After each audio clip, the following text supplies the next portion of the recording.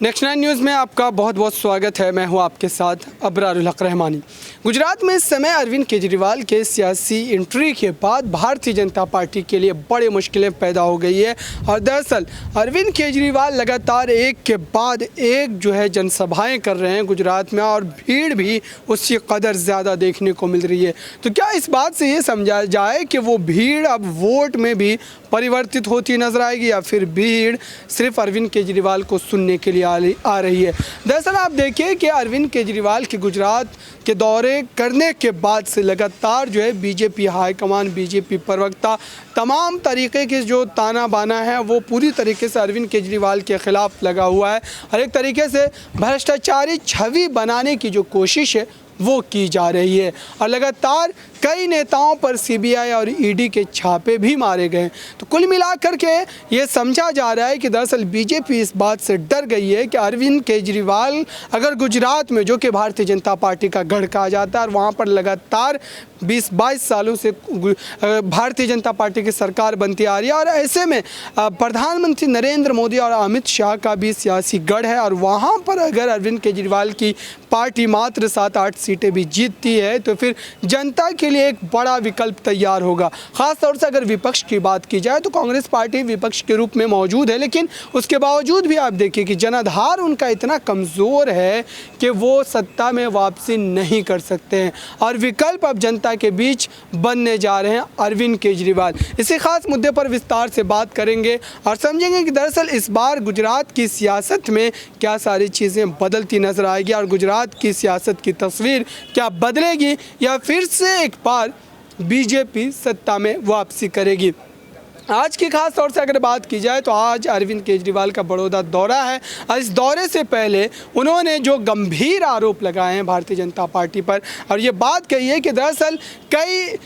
एक तरीके से मैदान मालिकों को धमकाया गया, डराया गया और ये बात कही गई है कि उनको अरविंद केजरीवाल की रैली के लिए जगह वो मुहैया नहीं करानी चाहिए। ये खुद अरविंद केजरीवाल ने ट्वीट करके इस बात की जानकारी दी और ये गंभीर मसला है। साथ ही ये भी निशाना साधा है कि दरअसल लोकतांत्रिक व्यवस्था में इस तरीके से अगर किसी सरकार को या प्रचार प्रसार करने के लिए जो परेशान किया जाता है वो कहीं ना कहीं गंभीर है। मेरे साथ बात करने के लिए इसी खास मुद्दे पर मौजूद है दो सहयोगी किरण और शाहजेब से जानेंगे कि दरअसल इस बार गुजरात की सियासत में किसका राज तिलक होगा और क्या अरविंद केजरीवाल बीजेपी के लिए कोई बड़ी चुनौती है या फिर ये सारी एक तरीके से सियासी बयानबाजी ही आप कह सकते हैं। देखिए, जिस तरीके से गुजरात का अगर आप अभी फ़िलहाल माहौल देखेंगे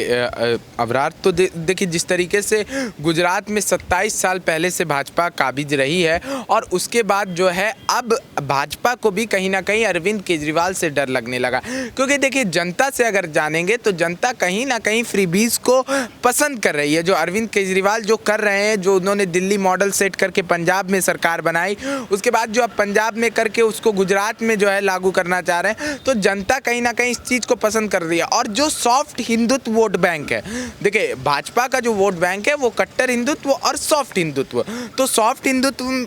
वोट बैंक क्या है कि उनके पास अगर दो चॉइस है तो वो हो सकता है कांग्रेस को चुन ले या भाजपा को चुन ले। शाहजेब, मैं इंटरप्ट करना चाहूँगा कि दरअसल अगर हिंदुत्व की बात है, जहाँ तक अगर विचार एक तरीके से धार्मिक उन्माद को फैला करके अगर भारतीय जनता पार्टी राजनीति करती है तो क्या उसके पीछ पे अरविंद केजरीवाल टिक पाएंगे? क्या अरविंद केजरीवाल उसका मुकाबला कर पाएंगे? देखिए, जब जनता को समझ में आने लगेगा कि जो मुख्य चीज़ है, वो मुख्य मुद्दा जो है वो अलग है, वो जात धर्म और ये सारी चीज़ें ये मुख्य मुद्दा नहीं है देश पर। देखिए, अंग्रेजों ने जब मुस्लिम लीग का जो यहाँ पर शुरुआत किया था तो सबसे पहले अंग्रेजों ने भी यही नीति बनाई थी कि भारत के लोगों को धर्म के नाम पर लड़ाओ तो भारत के लोग जान तक देने को तैयार हो जाएंगे। इस वजह से उन्होंने बंगाल को 2 भाग में बांटकर मुस्लिम लीग का शुरुआत किया था और कहीं ना कहीं यहाँ पर जो है एक बार फिर से जो है नरेंद्र मोदी और भाजपा की सरकार जो है यही काम करने का। गुजरात में कांग्रेस फैक्टर को आप किस तरीके से देख रहे हैं? क्या कांग्रेस पार्टी जिस तरीके से पिछले विधानसभा चुनाव की बात की जाए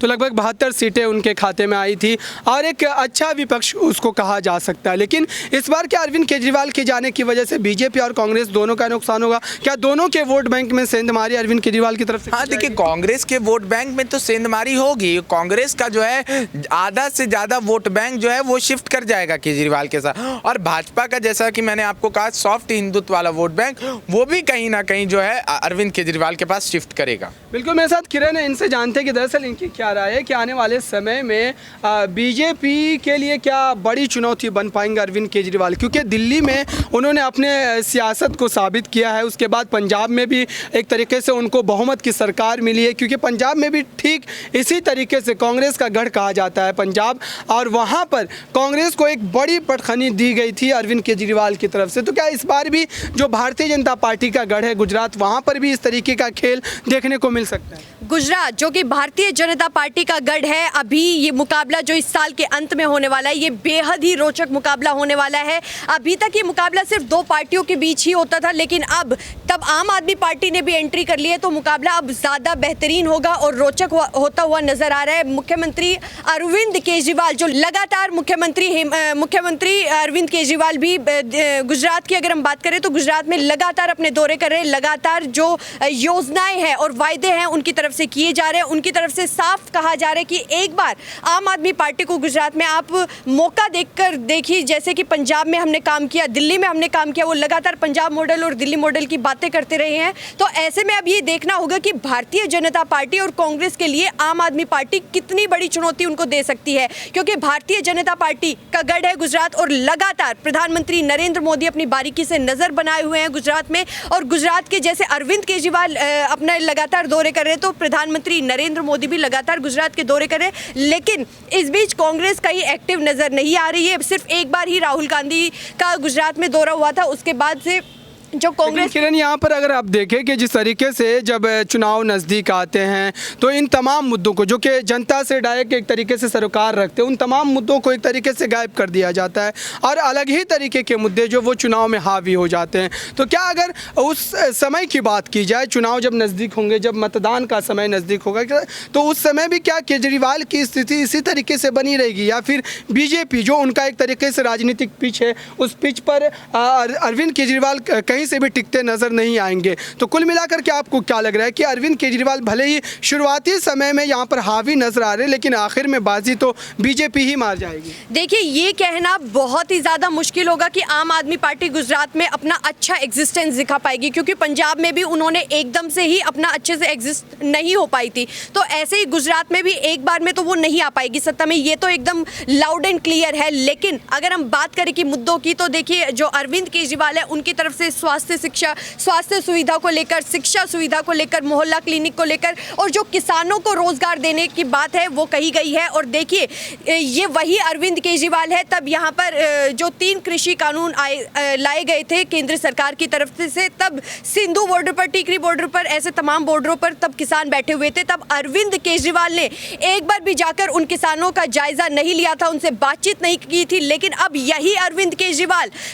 गुजरात में जाकर ऐसे चुनावी उनकी तरफ से बयानबाजियां की जा रही है, उनकी तरफ से कहा जा रहा है कि जो मेरा एक आखिरी प्रश्न है, जो गुजरात में जिस तरीके से बारिश और बाढ़ आई थी, किसानों को जितना नुकसान हुआ था, उन्होंने कहा है कि सत्ता में आते ही हम किसानों को फायदा देंगे और जो किसानों को जितना भी नुकसान हुआ है उनकी रिकवरी करने की हम कोशिश करेंगे। लेकिन ऐसे में अब जो अरविंद केजरीवाल की तरफ से बयान दिए जा रहे हैं, तो उन बयानों से अब यही लग रहा है कि वो सिर्फ और सिर्फ राजनीतिक जो बयान है वो दिए जा रहे हैं, जो चुनावी बयान है वो दिए जा रहे हैं। लेकिन अब इस साल के अंत में जो विधानसभा चुनाव होने वाले हैं, तब उनके नतीजे आएंगे, परिणाम आएंगे, तब ये देखना बेहद ही दिलचस्प होगा कि क्या जो आम आदमी पार्टी की तरफ से तमाम वादे जनता से किए गए हैं, क्या जनता उन सब वायदों पर विश्वास कर पाई है कि नहीं कर पाई है, या फिर